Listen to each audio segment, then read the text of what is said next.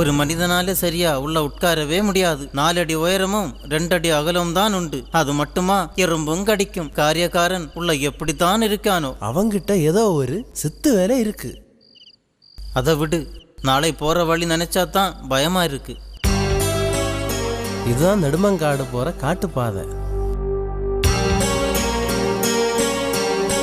ஐயோ சிங்கம்! நேத்தைக்கு பயம் காட்டுனது மாதிரி ஆகி போச்சு. இவனால நாமெல்லாம் சாக போறோம்.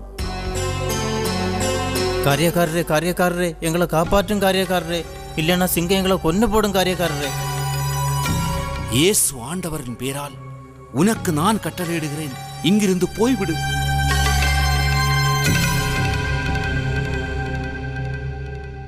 எப்பா தப்பினோம். சரி, கொஞ்ச நேரம் அந்த மலைவாழ் மக்கள் வாழ்ற இடத்திற்கு போய் ஓய்வெடுப்போம்.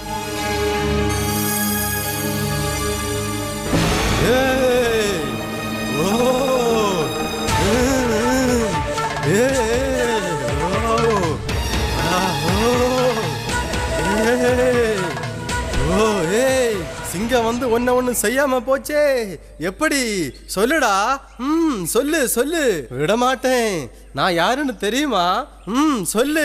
நல்ல மனம் படைச்ச தம்புரா சொன்னது ஏன் கேட்கல? சொல்லுடா. சாத்தாரே, சிங்கம் சாப்பிட்ட மீதி இறைச்சி கழுகு கிடைக்குமா? அது மாதிரி நான் தம்புரானுக்கு அடிபணிந்தால் உன்னை வணங்குவேன் என்று நினைத்து விட்டாயா? பிதாசுதன் பரிசுத்தாவியின் பேராலே நான் உனக்கு கட்டளையிடுகிறேன், இங்கிருந்து போய்விடு. ஏய் தள்ளி நில்லு, நாங்க நெடுமங்காடு மண்டல வாசலுக்கு போகணும், நேரமாச்சு.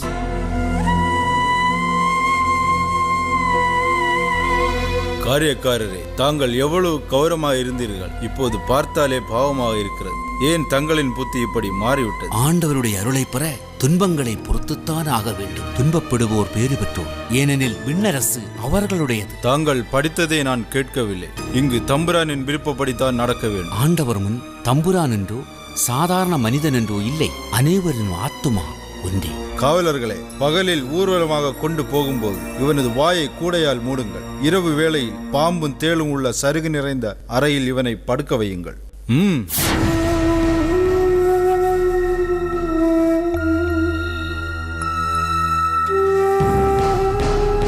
காரியக்காரன் பாம்பும் தேளும் கடிச்சு விஷமேறி இறந்திருப்பான்.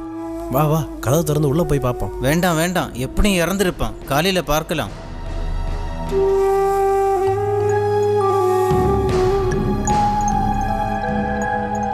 எழுந்துரு. என்ன உணர்ச்சி இல்லாம இருக்கான்? இறந்திருப்பானோ? அப்படின்னா சொல்லாதீங்க. இவனோட செயல்களை பார்த்தா எனக்கு பயமா இருக்கு. எதுக்கு? நாம இவரை படுத்துற பாட்டுக்கு இவரோட பழி பாவம் நம்மளையெல்லாம் சும்மா விடுமா? என்ன செய்வது? அதிகாரிங்க சொன்ன நாம கேட்டுதானே ஆகணும். இனி என்ன செய்வோம்? இனி என்ன, சிறையின் கீழ் அதிகாரிகிட்ட கொண்டு போக வேண்டியதான்.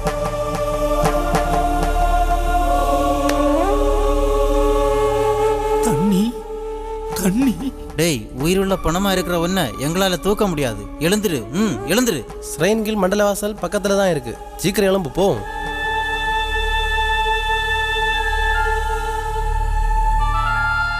காரியக்காரரே, தம்புரானின் கட்டளையை இதுவரை யாரும் மீறியதில்லை.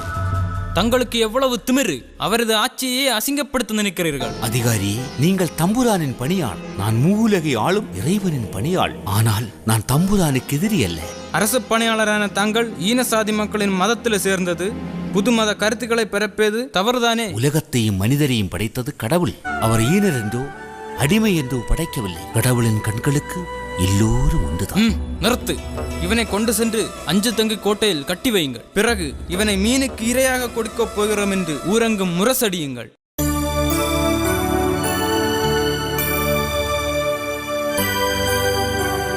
நான் டில்லன் நாயின் உறவினன். இந்த கடிதத்தை தாங்களிடம் கொடுக்க சொன்னார். கடவுளுக்கு மகிமை உண்டாவதாக. தங்களுக்கு உதவி செய்ய முடியாத நிலையில் உள்ளே உமது முழு நம்பிக்கை ஆண்டவர் மீது வையுங்கள். தங்களுக்காக நான் ஜெபிக்கிறேன். இப்படிக்கு அன்புள்ள. காரியக்காரர் எப்படி இருக்கிறார்? மதம் மாற சம்மதித்து விட்டாரா? தம்புரானே, அதிகாரிகள் கடுமையான தண்டனைகள் கொடுக்கிறார்கள். ஆனால் காரியக்காரர் அசைந்தபாடில்லை. தண்டனைகள் அதிகரிக்க அதிகரிக்க அவருடைய கடவுள் மேல் அவருக்கு நம்பிக்கை கூடிக்கொண்டே இருக்கிறது. சரி, இப்போது அவரை எங்கு வைத்திருக்கிறார்கள்? திருவனந்தபுரம் சிறையில். அங்கு நிலைமை எப்படி இருக்கிறது? மீனவ மக்கள் நிறைய பேர் காரியக்காரனை சந்திக்கிறார்கள். மற்ற மக்கள் அதிகமானோர் மதம் மாறி கிறிஸ்தவ மதத்தில் சேருகிறார்கள். சரி, கொஞ்ச நாள் காரியக்காரரை ரகசியமான இடத்தில் அடைத்து வையுங்கள். மக்களின் சலசலப்பு குறைந்தபின் திருவனந்தபுரம் அதிகாரியிடம் ஒப்படையுங்கள். வாங்க, கமா. எப்படி, நல்லா இருக்கிறீங்களா? அவரை பார்த்து நிறைய நாளாச்சு. நிறைய பேர்கிட்ட விசாரிச்சு பார்த்தேன், யாருக்கும் தெரியல. Don't worry, கவலைப்படாதீங்கம்மா. எல்லாம் கடவுள் சித்தப்படிதான் நடக்கும். தயவு செஞ்சு அவர் எங்க இருக்காருன்னு விசாரிச்சு சொல்லுங்க ஐயா. அஞ்சுத்தங்கில் உள்ள என்னுடைய உறவினர்கள் தேவசகாயம் பிள்ளையை அந்த வழியை பார்த்ததாக சொன்னார். நீங்கள் திருவனந்தபுரம் சென்றால் அவரை பார்க்கலாம் என்று நினைக்கிறேன். போய் வாருங்கள், கடவுள் உங்களுக்கு துணை இருப்பார். ஐயா, என் புருஷனை பாத்தீங்களா? யாருமா? எருமை மேல உட்கார வச்சு ஊர்வலமாக கொண்டு போனாங்களே, அவர்தான். பத்மநாபபுரம் கொட்டார காரியக்காரரா? உங்களை பார்த்தா பரிதாபமா இருக்கு. இது திருவனந்தபுரம். இதுக்கு அந்த பக்கம் பாலந்தடல்ல ஒரு பூவரசு மரத்துல கட்டி வச்சிருக்காங்க. நன்றி ஐயா. பாவம், இந்த நிலைமை யாருக்கும் வரக்கூடாது.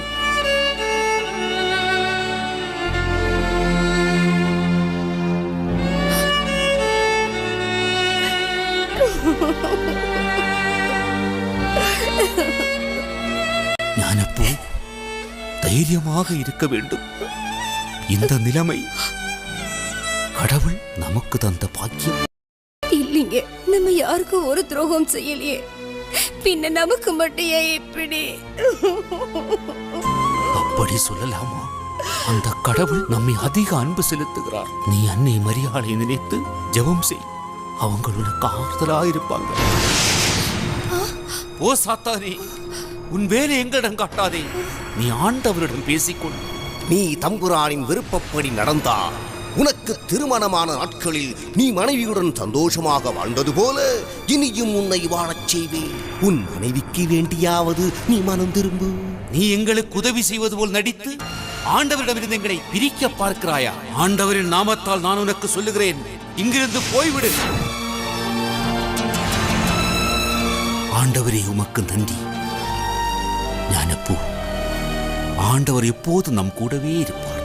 நேரமாச்சு, சீக்கிரம் போமா. சீக்கிரம் போக சொல்லு. அவனை திருவனந்தபுரம் அதிகாரிட்ட கொண்டு போகணும். அழக்கூடாது, எப்போதும் சந்தோஷமா இருக்கணும்.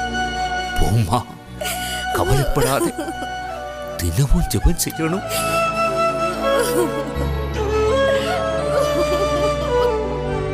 காரியக்காரரே, 7 மண்டலங்களிலும் தண்டனை பெற்று இங்கு வந்திருக்கிறீர்கள். இனியும் வேதனைப்படாமல் தம்புரானின் கட்டளைக்கு கட்டுப்படுங்கள். இப்போ தங்களுக்கு தகுந்த மரியாதை செய்து கொட்டாரத்துக்கு அழைத்து செல்கிறேன். என்ன தண்டனை கொடுத்தாலும் பரவாயில்லை. இயேசு கிறிஸ்து மீதுள்ள பற்றை யாராலும் பிரிக்க முடியாது. இவன் திருந்த மாட்டான். இவனை கொண்டு சென்று மிருகாட்சி சாலையில் உள்ள குரங்குகளின் கூட்டில் அழைத்து விடுங்கள்.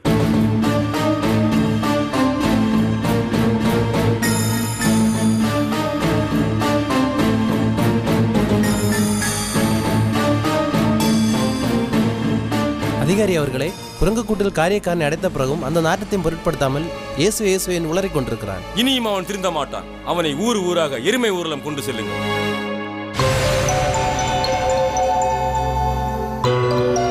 அந்த நாட்டம் பிடிச்ச குரங்கு கூட்டில் அடைத்து வைத்த பிறகு இவன் திருந்தல. இனி எப்பதான் திருந்த போறானோ? அன்பு ஆண்டவரே, நான் வேதனைப்படும் நேரத்தில் என் கூடவே இருந்து என்னை தாங்கிக் கொண்டீர். இனி இந்த கொடுமைகளுக்கெல்லாம் முடிவு உண்டாகும்படி என்னை உம்மிடம் கூட்டிச் சேரு. ஆமென். டேய், இன்னைக்கோட மண்டல வாசல் அதிகாரிகள் கொடுத்த தண்டனை முடிஞ்சு போச்சு. இவனை இனி எங்க கொண்டு போக சொன்னாங்க? பத்மநாபபுரத்திற்கு கொண்டு போக சொன்னாங்க.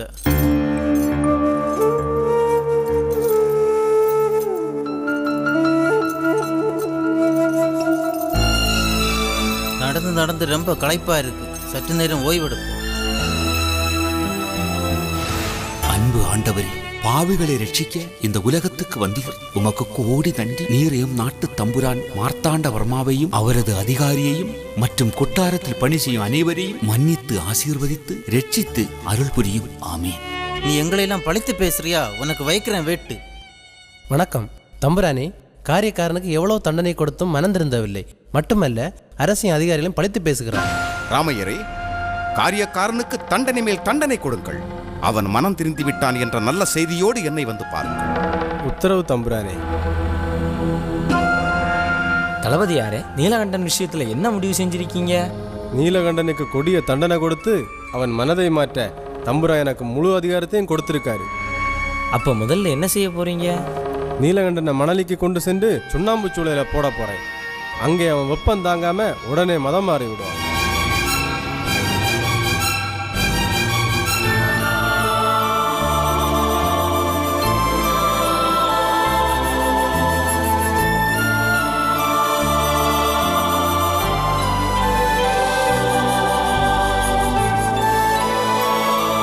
இந்த புகையில மூச்சு திணறி ஐயோ எனக்கு அது சாக போறான். அவனை இழுத்து வெளியே போடுங்க. இவன் சாகாம எவ்வளவு தெம்பா இருக்கான். இவனை விடக்கூடாது. இவனை கொண்டு போய் திருவிதாங்கூட சிறையில் அடைங்க.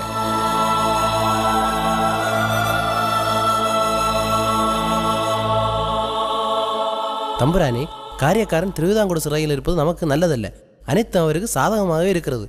இப்படியே போனால் எல்லா மக்களும் அவன் வழியில போயிடுவாங்க. தங்கள் மரியாதையும் போய்விடும். காரியக்காரன் எங்கு சென்றாலும் மக்கள் அவனுக்கு ஆதரவு கொடுக்க காரணம் என்ன? காரியக்காரன் செல்லும் இடமெல்லாம் அற்புதம் செய்கிறான். மேற்கோடு காரன் அவர் நோய்வாய்ப்பட்ட போது காரியக்காரன் குணப்படுத்தினான். அதனால் அந்த குடும்பத்தில் நிறைய பேர் கிறிஸ்தவ மதத்தில் சேர்ந்து விட்டார்கள். இனி அவனை அங்கு வைத்திருக்க வேண்டாம். பெருவிளக்கி கொண்டு போய் ஆராய்ச்சியார் கையில் அவனை ஒப்படையுங்கள். நடந்து நடந்து கால் வலிக்குது. அந்த இடத்துல கொஞ்ச நேரம் ஓய்வெடுப்போம்.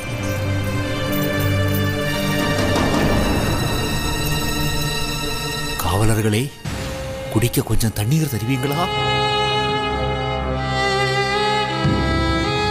ரொம்ப தாகமா இருக்கு, கொஞ்சம் தண்ணி.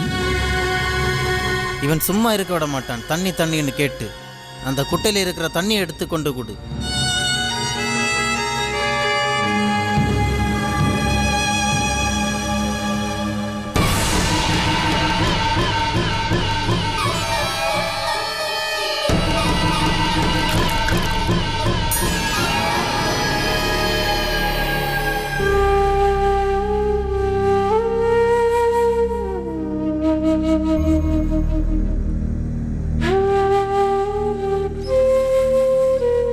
தாகம் தீரல, இன்னும் கொஞ்சம் தண்ணி.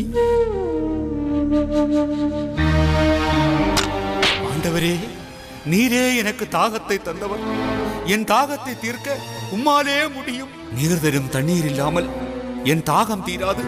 அன்று மோயிசனுக்கு பாறையில் இருந்து தண்ணீர் கொடுத்த ஆண்டவரே, உமக்கு சித்தமானா எனக்கு தண்ணீர் தாரும், தண்ணீர் தாரும், தண்ணீர் தாரும்.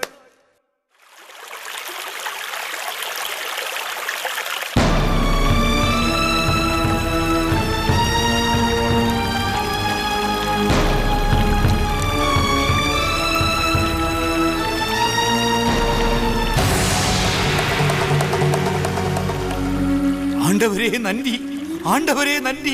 உம் புகழ் வாழ்க, வாழ்க. இயேசுவே வாழ்க, வாழ்க.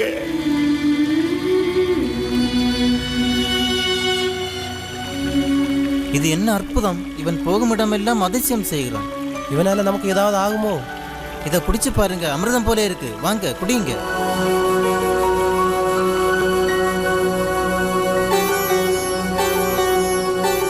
அவனை கொண்டு போய் மேற்கு பக்கத்தில் ஒரு மாட்டுத் தொழுவம் இருக்கு, அதுக்கு பக்கம் பட்ட வேப்ப மரத்தில் பிடிச்சி கட்டி வைங்க.